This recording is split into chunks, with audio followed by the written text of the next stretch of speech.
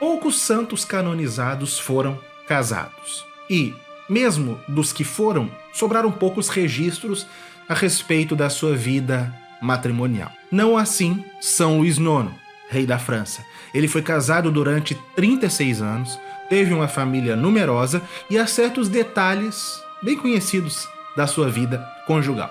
Nós venha conhecer nesse vídeo os detalhes do casamento e da vida matrimonial de São Luís IX, rei da França. Em 1234, São Luís tinha já 20 anos de idade e ainda não se casaram. A necessidade de uma descendência fez com que ele se apressasse para escolher uma esposa digna da alta condição de rainha da França. E a escolha recaiu sobre Margarida da Provença, filha mais velha do conde Raimundo Berengário IV da Provença e de Beatriz de Saboia. Era uma jovem de então 14 anos. O casamento entre eles, em tese, era vedado em razão do parentesco próximo entre Luís e Margarida, mas o Papa Gregório IX, considerando as vantagens para a Igreja de tal união, concedeu a dispensa necessária e autorizou o casamento. Assim disposto, o casamento foi definido. Luís e Margarida se conheceram no dia anterior às bodas e, ao que parece, se entenderam de imediato. Luís ficou encantado pela beleza e pela graça da noiva e Margarida ficou impressionada pela força e pela dignidade régia do seu futuro marido. O casamento ocorreu na Catedral de Sens em 27 de maio de 1234 e no dia seguinte, Margarida foi coroada rainha da França na mesma catedral. Décadas mais tarde, Margarida da Provença confidenciou ao seu confessor que São Luís não a tocou nas 3 primeiras noites de casamento. Na primeira noite, São Luís disse a ela que Deus havia lhe inspirado seguir o exemplo de Tobias, que no Antigo Testamento passou as 3 primeiras noites com a sua esposa Sara em oração. Margarida contou ao seu confessor que Luís passou as 3 primeiras noites do casamento em oração e que a convidou para rezar com ele, o que ela fez. Assim, eles se abstiveram de relações nas 3 primeiras noites, num ato de mortificação consagrado a Deus, e na 4ª noite consumaram o casamento. Essas madrugadas em oração certamente lhes valeram um casamento harmônico, venturoso, de plena doação, de plena fidelidade e de pleno amor. Os casais reais geralmente dormiam naquela época em quartos separados, compartilhando o leito somente em certas noites. No entanto, São Luís frequentava os aposentos da esposa mesmo durante o dia e buscava mesmo estar com ela, porque existia uma grande afeição entre eles. Eles gostavam de passear, gostavam de ler, gostavam de ouvir música, de rezar, tudo isso juntos. Mas o tão esperado herdeiro, o necessário herdeiro, demorou a chegar. Porque Margarida ela tinha dificuldade em manter as gravidezes. Ela perdeu 2 filhos nos 3 primeiros anos de casamento. Os anos foram se passando e eles de fato precisavam de um milagre.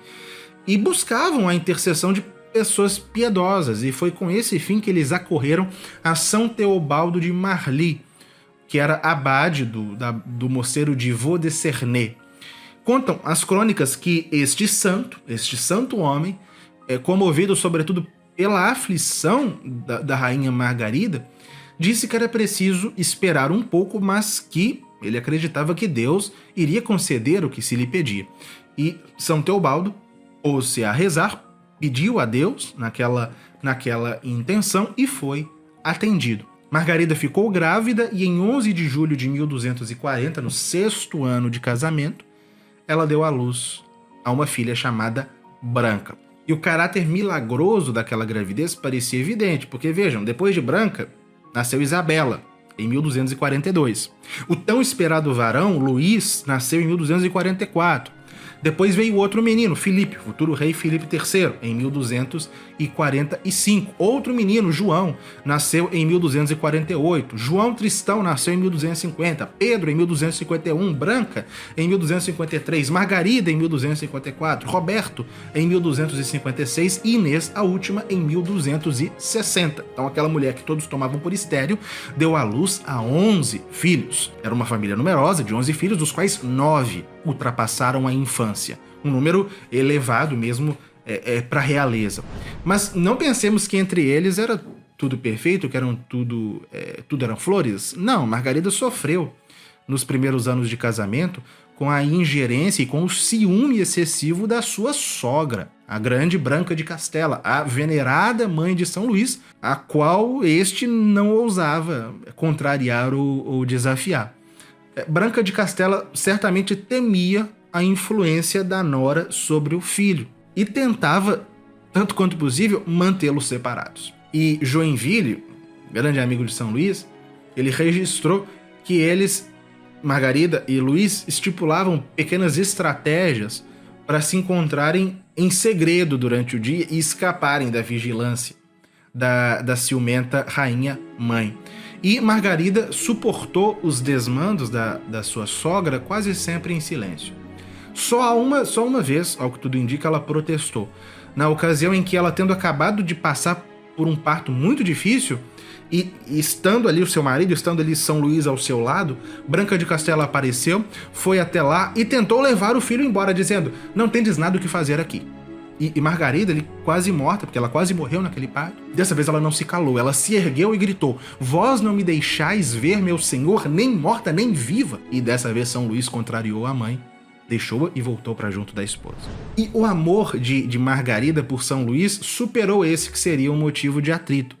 E quem nos conta é o mesmo Joinville, segundo o qual, quando eles estavam lá na Terra Santa, quando da cruzada chegou a notícia da morte de Branca de Castela, Joinville surpreendeu Margarida chorando amargamente. E ele perguntou: mas não é a mulher que a senhora mais odiava que morreu? Por que chorais por ela? E Margarida respondeu: não é pela minha sogra que choro, mas pela tristeza do rei em perdê-la. Ela chorava porque sabia que o seu marido muito sofria por perder a mãe. Foi inclusive na cruzada, algum tempo antes desse episódio, que a unidade de coração e de alma de Luís e Margarida mostrou-se ainda mais viva no sofrimento e na luta pela causa comum da igreja, que era a cruzada. Isso porque Margarida, como era comum na época, acompanhou o marido à cruzada do Egito em 1248. E quando ele caiu prisioneiro dos muçulmanos, coube a ela, que se encontrava então na cidade de Damieta, no litoral egípcio, liderar o que restava do exército cruzado e conseguir a soltura tanto do marido quanto dos muitos outros nobres e cavaleiros que haviam caído prisioneiros pelos infiéis. Só que havia um problema: Margarida estava grávida de 9 meses quando chegou a notícia da prisão do marido. Foi nessas condições, né, de medo, de desespero, que ela deu à luz ao seu 6º filho, chamado João, e que foi apelidado de Tristão por ter nascido no momento mais difícil e mais triste da vida de seus pais. E foi nessa hora de angústia que Margarida pôde revelar uma firmeza de aço. Ali, na fragilidade do seu leito de parturiente, ela com 29 anos, ali despertou uma senhora firme, uma senhora destemida, uma cristã convicta, que não fraqueja diante das provações. No mesmo dia em que ela deu à luz, ela chamou ao seu quarto os marinheiros de Pisa e de Gênova que queriam ir embora, né? E ali os reuniu em torno do seu leito e os convenceu a não abandonarem a cruzada. Margarida da Provença se tornou a líder da cruzada. Chegou a recusar-se peremptoriamente a entregar Damieta nas mãos dos muçulmanos, fez com que um cavaleiro jurasse matá-la caso os infiéis retomassem a cidade. E se deve ao cabo a sua diplomacia, a sua hábil diplomacia, a libertação do esposo. Foi ela quem conseguiu a parte do valor do resgate exigido para a soltura de São Luís. E São Luís e Margarida da Provença, eles se associavam nas práticas de piedade e de penitência. Conta o confessor de São Luís, Geoffroy de Beaulieu, que eles se abstinham de relações sexuais durante todo o advento, durante toda a quaresma, em certos dias da semana e durante as vigílias e durante os dias de grande festa e nos dias que comungassem.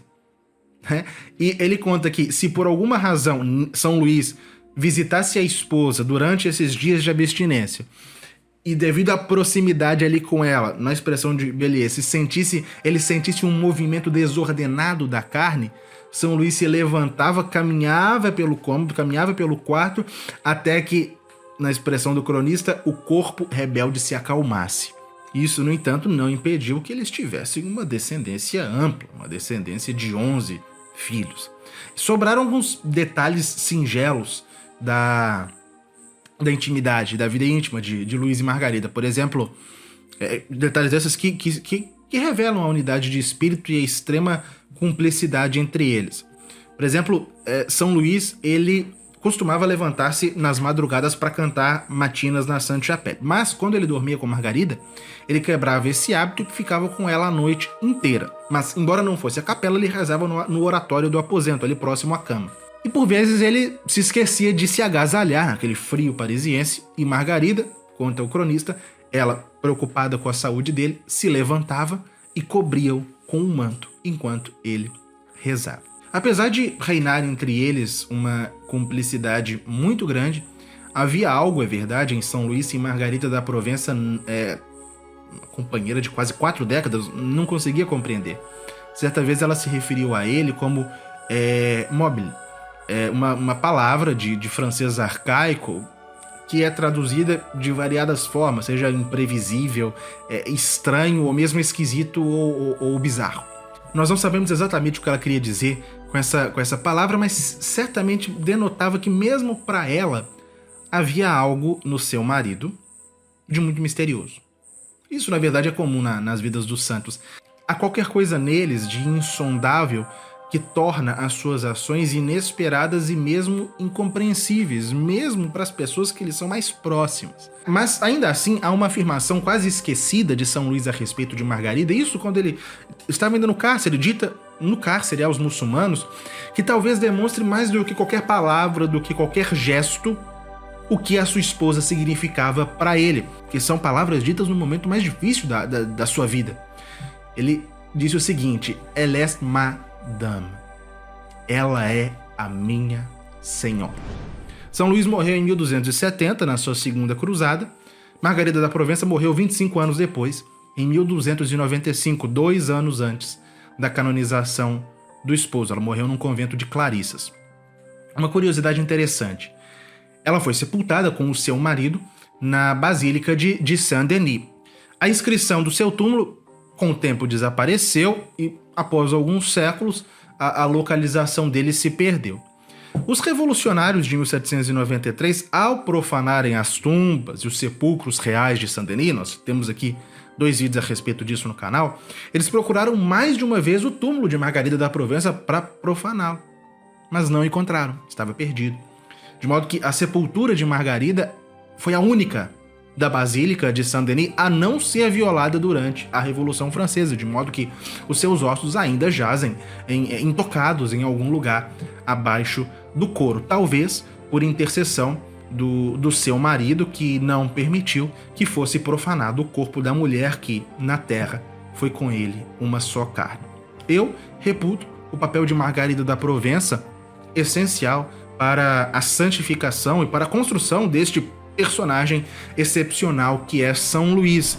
E tudo isso que eu disse aqui neste vídeo eu trato com muito mais profundidade, com muito mais riqueza de detalhes no meu livro São Luís, o Rei da Coroa de Espinhos. Finalmente saiu a 3ª edição do livro, e se você quer adquirir, aqui eu trato o contexto em que São Luís viveu, conto com detalhes da sua vida, baseado nas fontes primárias, daqueles que o conheceram desde o seu nascimento até a sua morte, obviamente, mas também tratando do que aconteceu após a morte dele, as consequências da sua vida, o porquê nós devemos conhecê-lo.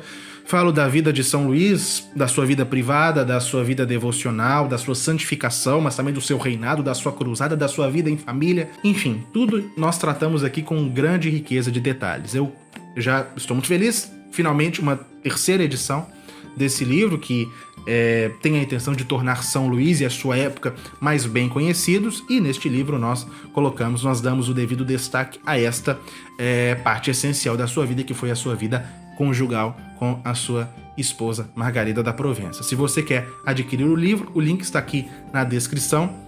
E espero que você tenha uma boa leitura e que cresça na devoção a este santo e que aprenda com as lições dele, sobretudo as suas lições matrimoniais, a ser um cristão, a ser um católico melhor. Fique com Deus.